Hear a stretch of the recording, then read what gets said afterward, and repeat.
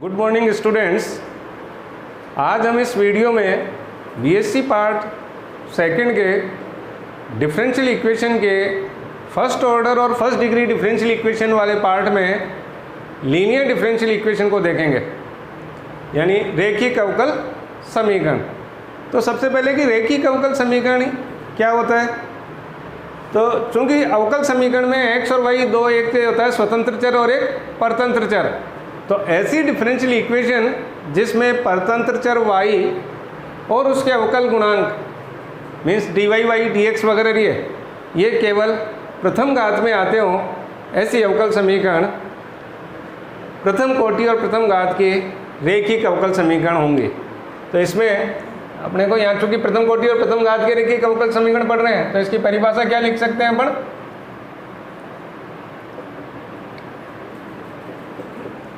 ऐसे अवकल समीकरण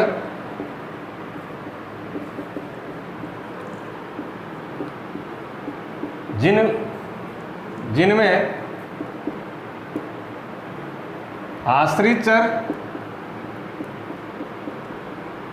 y व इसके अवकल गुणांक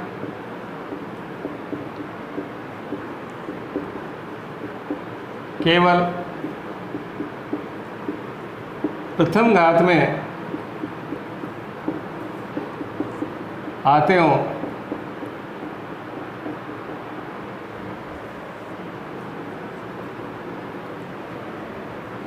रेखिक अवकल समीकरण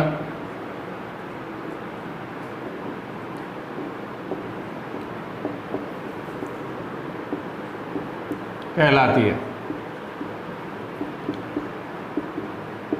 अब यहाँ अपने को प्रथम कोटि और प्रथम घात के लिए रेखिक अवकल समीकरण देखना है।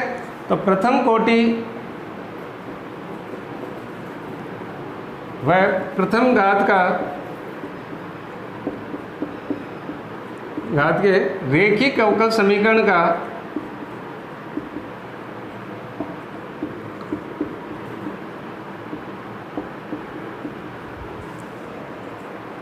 मानक रूप निम्न होता है। क्या होगा कि dy by D X plus P X लिख देंगे इसको, P X Y equals to Q X. यहाँ पी एक्स व क्यू एक्स एक्स के फलन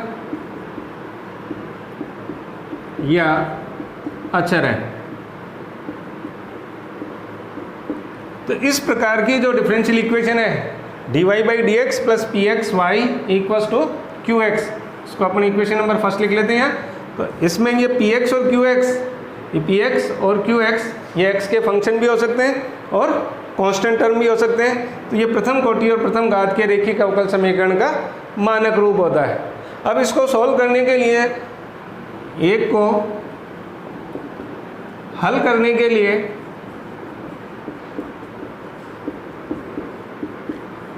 हम एक इंटीग्रेटिंग फैक्टर ज्ञात करते हैं, समाकल गुणक या इंटीग्रेटिंग फैक्टर। इस समाकल गुणक या इंटीग्रेटिंग फैक्टर जिसको शॉर्ट में लिखेंगे IF। ये इंटीग्रेटिंग फैक्टर इसका क्या होगा, इंटीग्रेटिंग फैक्टर होगा e to the power integral px dx।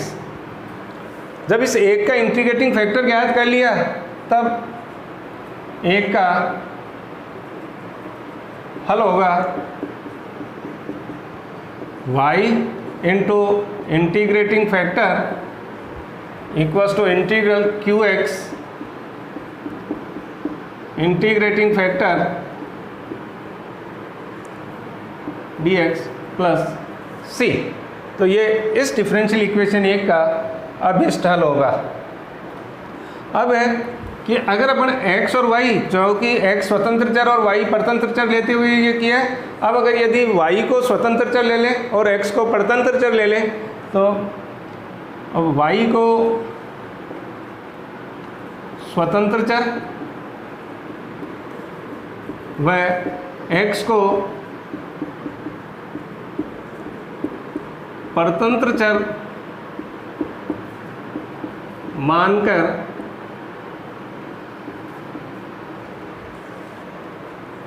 रैखिक अवकल समीकरण का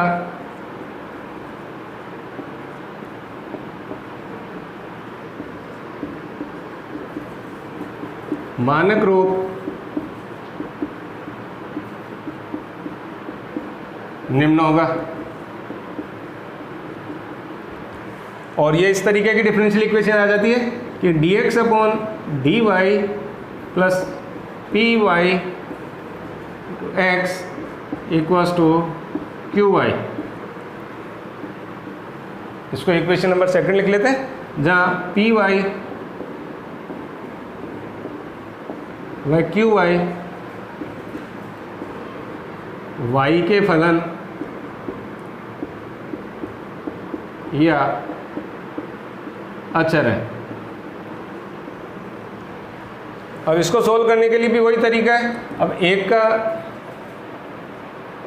समाकल गुणक हो जाएगा,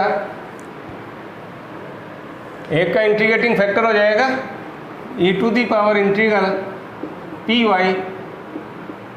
dy, और इसका सॉल्यूशन क्या होगा तब, सॉरी एक का नहीं दो का, तब दो का हल हो जाएगा x into integrating factor equals to integral qy integrating factor dy plus constant. तो ये दोनों ही रूप में जो लीनियर डिफरेंशियल इक्वेशन है होगी उसको सॉल्व करने का तरीका है।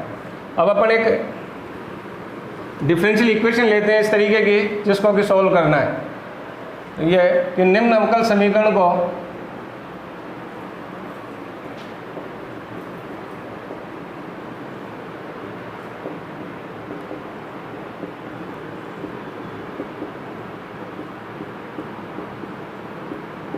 हल कीजिए। यह sec x dy by D X equals to y plus sine x।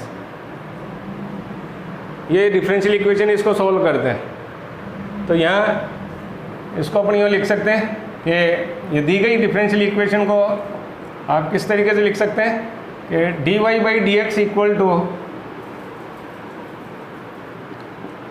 y cos x plus sine x cos x, क्योंकि sec x को 1 अपॉन cos x को राइट साइड में लेंगे, या इसका रूप ये भी हो सकता है कि dy by D X minus cos x into Y equals to sine x cos x। तो ये देखो जो लीनियर डिफरेंशियल इक्वेशन थी उसका मानक रूप इसी रूप का था कि dy by D X plus P X Y equal to Q X. तो यहाँ पर यह प्रथम कोटि व प्रथम घात के रैखिक अवकल समीकरण है।